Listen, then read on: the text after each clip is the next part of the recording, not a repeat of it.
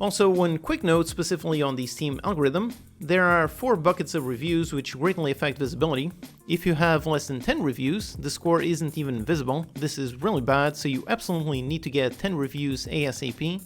The next one is between 10 and 49 reviews. At that point, you do see the score, but it's still pretty bad for visibility.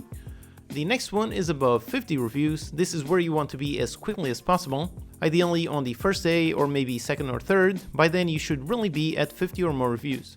If not, it's a really tricky start. And the final one is at 500 reviews.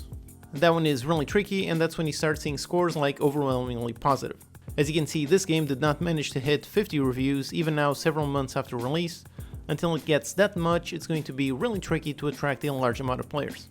So my tip to you as a game developer is definitely encourage your players to leave reviews. And also my tip to you as a player, if there's a game you're playing and you're enjoying it, do make sure to write a review. They really help the developer.